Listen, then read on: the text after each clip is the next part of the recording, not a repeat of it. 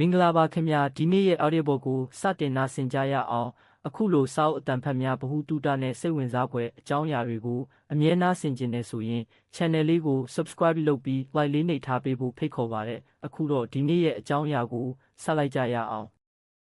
အခန်း3လူတိုင်းသဘောကျဖို့မလိုဘူးအချို့သူတွေကတခါတလေလူတိုင်းကျေနပ်အောင်အမြဲတမ်းအနစ်နာခံပြီးလိုက်လုပ်ပေးနေလေရှိကြတာတွေ့ဘူးတယ်သူတို့စိတ်ထဲမှာထင်နေတာကသူတို့သာအမှန်တကယ်အနစ်နာခံပြီးနေမယ်ဆိုရင်သူတို့ပတ်ဝန်းကျင်မှာရှိတဲ့သူတွေအားလုံးကသူတို့ကိုနှစ်သက်လာမယ်ပေါ့သူတို့ပတ်ဝန်းကျင်ကသူတွေအားလုံးကျေနပ်ပျော်ရွှင်ကြလိမ့်မယ်ပေါ့ဒီလိုစိတ်ကူးမျိုးနဲ့သူများကျေနပ်အောင်အမြဲနေပေးတဲ့သူတွေရှိတတ်ပါတယ်နောက်တစ်မျိုးကကြတော့သူတစ်ခုခုအမှားလုပ်မိရင်ဘယ်သူတွေကများစောင့်ကြည့်နေမလဲလူတယောက်မှာတယောက်လောက်ကအပြစ်တင်မှာကိုတောင်သူစိုးရိမ်တတ်ပါတယ်အဲ့ဒီတော့လူတယောက်လုံးကြိုက်အောင်သူစူးစမ်းလေးရှိတယ်ပျော်လားဆိုတော့မပျော်ပါဘူးလူတွေရဲ့အတော်မတတ်နိုင်တဲ့လောဘတွေမကျေနပ်နိုင်မှုမရောက်ရဲနိုင်မှုတွေကိုဖြည့်ဆည်းရင်းစိတ်ဆင်းရဲခြင်းတွေစုပြုံလာတယ်သူ့သဘောနဲ့သူမို့သူများကိုတွားတိုင်ပင်လို့လဲတခါတလေအဆင်မပြေကို့အကျင့်နဲ့ကိုဒုက္ခရောက်နေခြင်းဖြစ်ပါတယ်အကယ်၍အဲ့ဒီလိုလှုပ်ပေးနေရတာကိုပီတိတွေဖြစ်ပြီးစိတ်ချမ်းသာနေတယ်ဆိုရင်တော့ကျွန်တော်လည်းဘာမှမပြောလို့ပါအရန်ကိုကောင်းပါတယ်အဲ့ဒါဟာကျွန်တော်မလုပ်နိုင်တဲ့ကိစ္စတစ်ခုဖြစ်ပြီးအဲ့ဒီလိုလုပ်နေရင်ပျော်နေတဲ့သူလည်းတိတ်မတွေ့ဘူးခဲ့ပါအကယ်၍အဲ့ဒီလိုလုပ်နေရတာကိုတင်ကပျော်ရွှင်နေသူဆိုရင်တော့အခုဆက်ရေးမဲ့အကြံပေးချက်ကတင့်အတွက်မဟုတ်ဘူးဆိုတာကြိုတင်ပြောပြရစီ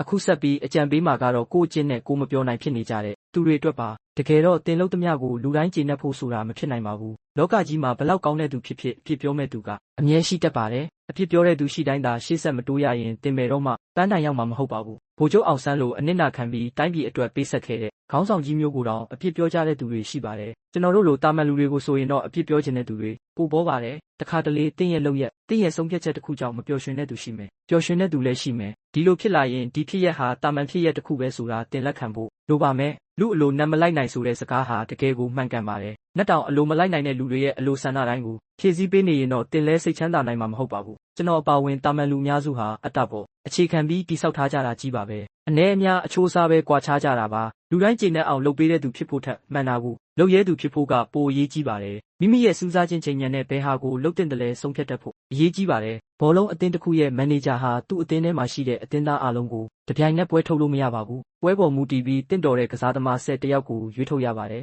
ဒီနည်းနဲ့နိုင်ပွဲတွေရှာဖွေပြီးအောင်မြင်မှုတွေရယူရတာဖြစ်ပါတယ်အသင်းမှာရှိတဲ့ကစားသမားတွေကိုပွဲထွက်ခွင့်ရချင်တိုင်းပွဲထွက်ခွင့်ပေးနေလို့မရပါဘူးခြေစွမ်းတိုးတက်မှုပွဲနဲ့တင့်တော်မှုစတာတွေကိုတွက်ချက်ရပါတယ်ဒါအပြင်မီဒီယာတစ်ခုခုကကစားပုံကိုဝေဖန်တိုင်းကစားကွက်တွေလိုက်ပြောင်းနေလို့မရပါဘူးမိမိဘာသာဘယ်နေရာမှာနေလဲတုံးတက်ပြီးလိုအပ်တဲ့နေရာကိုတိုးတက်အောင်လုပ်ရပါတယ်အလားတူစွာပဲဘဝမှာလည်းလူတွေကဝေဖန်တိုင်းမိမိရဲ့ဆုံးဖြတ်ချက်ကြောင့်မပျော်ရွှင်တဲ့သူတွေရှိတိုင်းမိမိလုပ်ရက်ကိုပြောင်းလဲလိုက်ဖို့မလိုပါဘူးမိမိဘာသာအချိန်ပေးပြီးတကယ်မှားနေတဲ့နေရာကိုဖော်ထုတ်ရမယ်ပြင်ဆင်ရမယ်တိုးတက်အောင်လုပ်ရပါမယ်ဒီလိုမှသာတင့်ဘဝတကယ်တိုးတက်ပြီးအရင်ကထက်လဲပိုမိုပျော်ရွှင်လာနိုင်မှာဖြစ်ပါတယ်လူတိုင်းကိုကျေနပ်အောင်လုပ်နေရင်တင်ကောင်းဆောင်ကောင်းတစ်ယောက်လည်းဖြစ်လာမှာမဟုတ်ပါဘူးတခါတလေလူတိုင်းကျေနပ်မှာမဟုတ်ပေမဲ့ပြောတင်တာပြောလုပ်တင်တာလုပ်ရတဲ့အခိုက်အတန့်တွေရှိပါတယ်လူတိုင်းတင့်ကိုသဘောကျဖို့မလိုဘူး